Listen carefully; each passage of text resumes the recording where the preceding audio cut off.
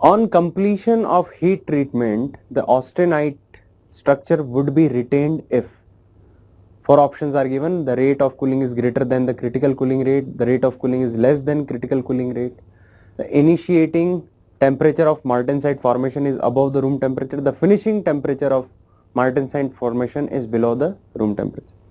Now, whenever austenite is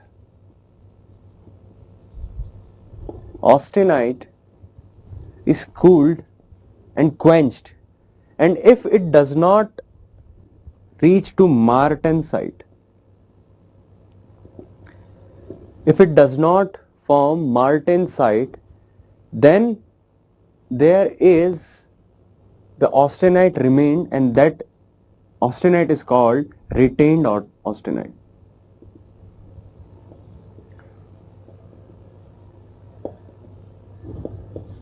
For such process, what we do is the temperature, finishing temperature or final temperature of martensite is kept below the room temperature, so that this austenite will never reach to this finished temperature of martensite.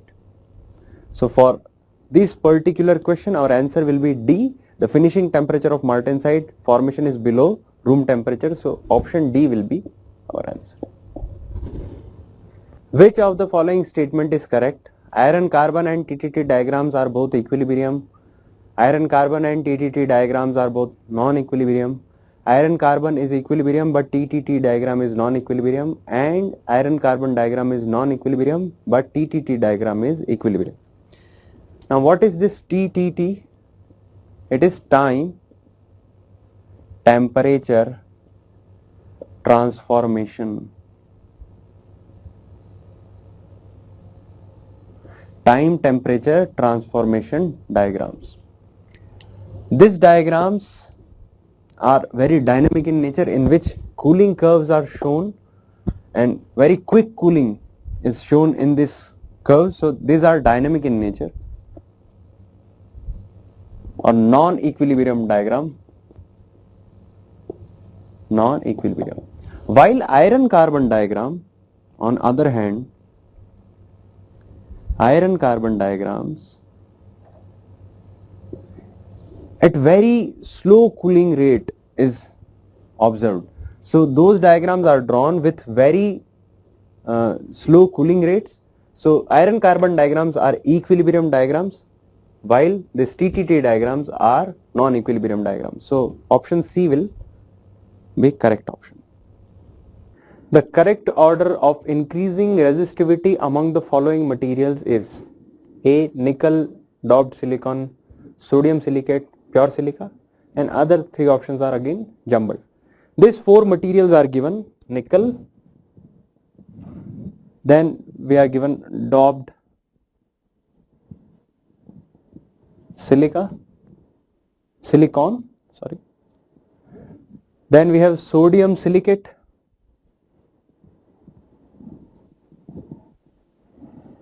and last pure silica.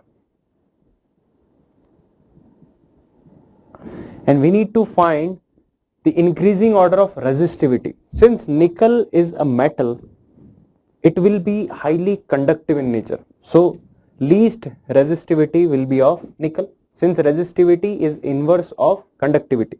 So conductivity of nickel is very high, that means resistivity will be least. Now doped silicon and pure silica. Pure silica is highly resistive material. It is very resistive.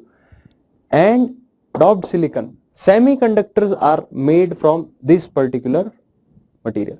So semiconductors are, the name suggests semiconductors, that means its conductivity will be less than metals but it will be higher than the insulators. So after nickel it will be doped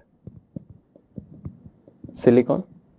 The highest resistivity is for pure silica. The pure materials, all pure materials are highly resistive materials, and sodium silicate will be in between these two. So sodium silicate.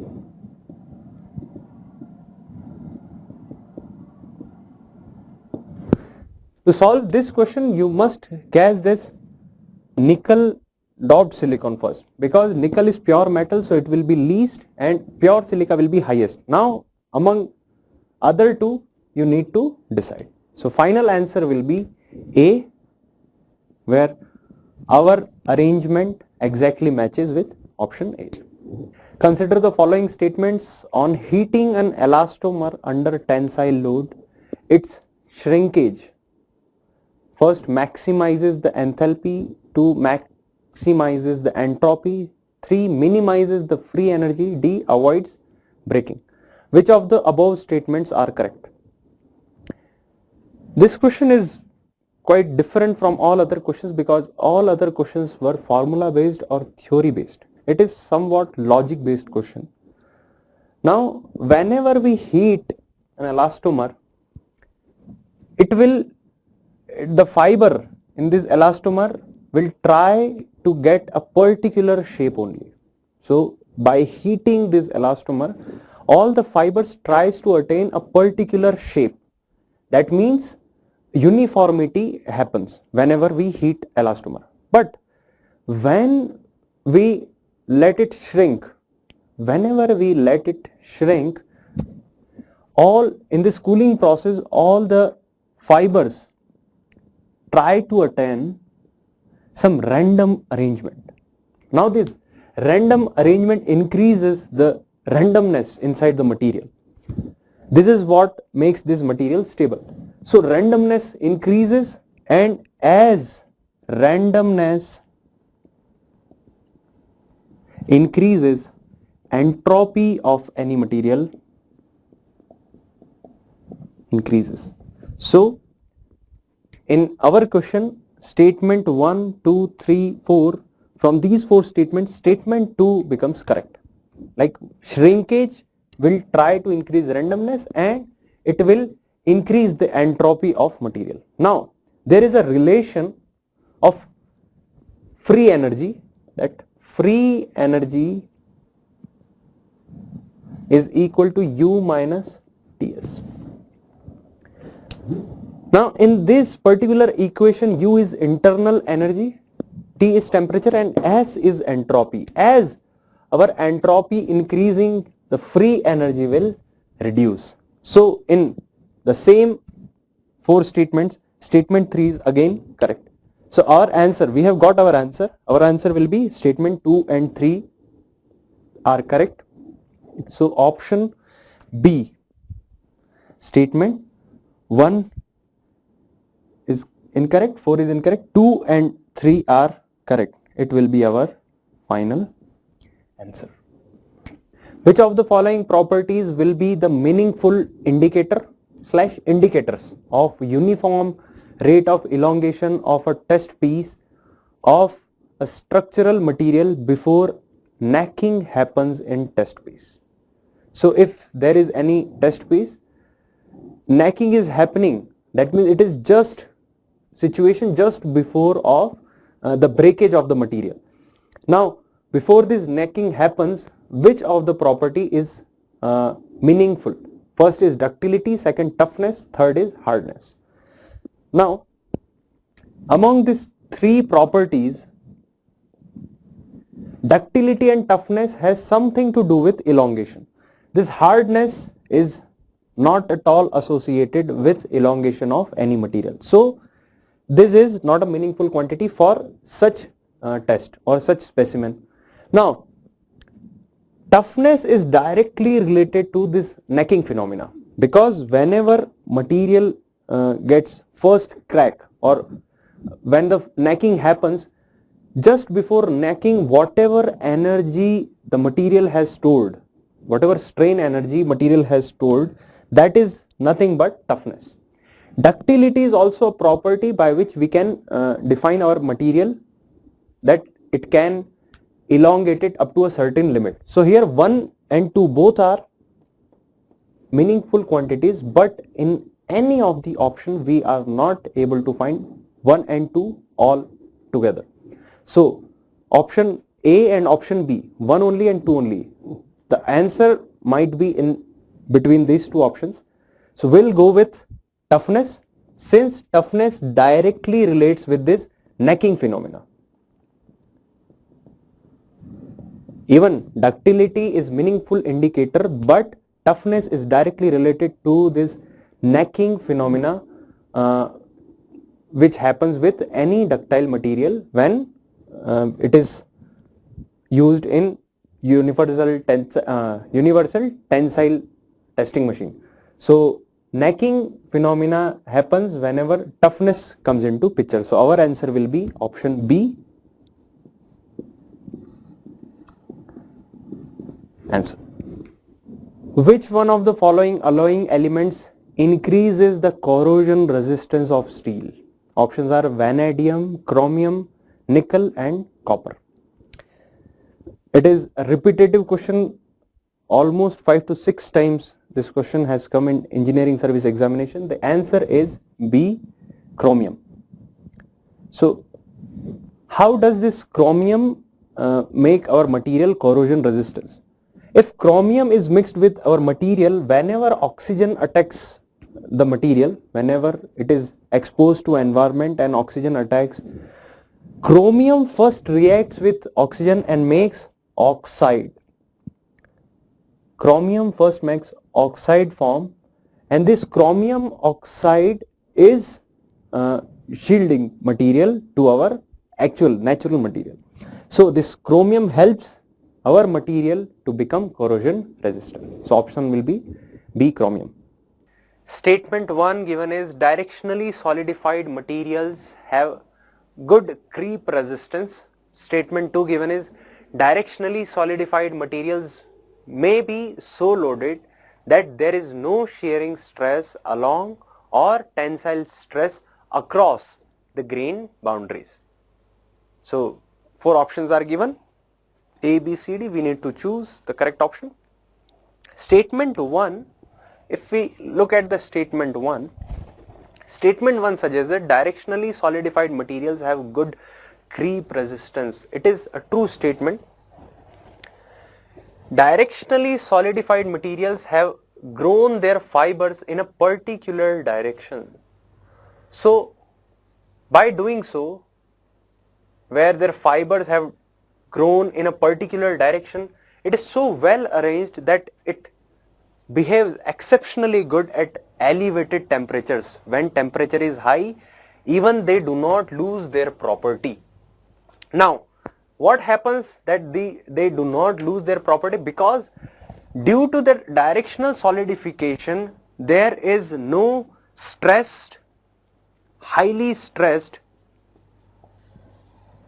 transverse fibers.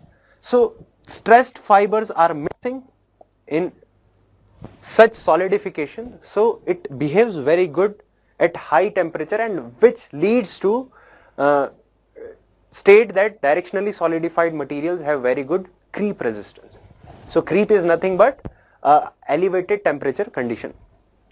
Now statement 2, directionally solidified materials may be so loaded that there is no shearing stress along or tensile stress across the grain boundaries. It is again a very important statement, and it is correct, because as we can see in directionally solidified materials, the grain growth is in particular direction only, and if the grain growth is in particular direction only, it has the strength in that single direction only.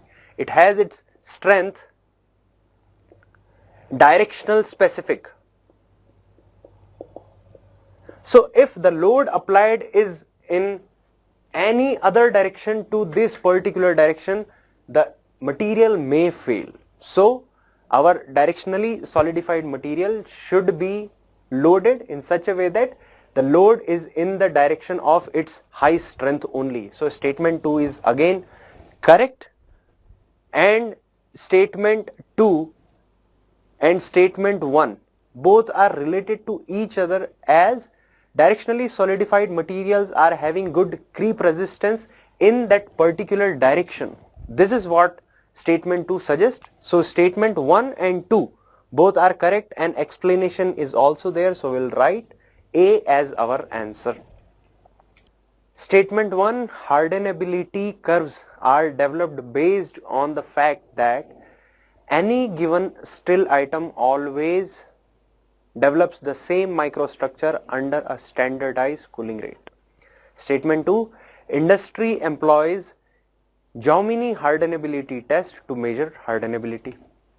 Now statement 1 and statement 2 are two different statements are given, in which I already know statement 2 is correct because industries use Jomini hardenability test to measure hardenability. That is one of the standard tests, and in such test what they do is they select a specimen steel. Now it is fixed over here. They heat it to a particular temperature, usually 750 degrees centigrade or 800 degrees centigrade, and a water jet is sprayed on it.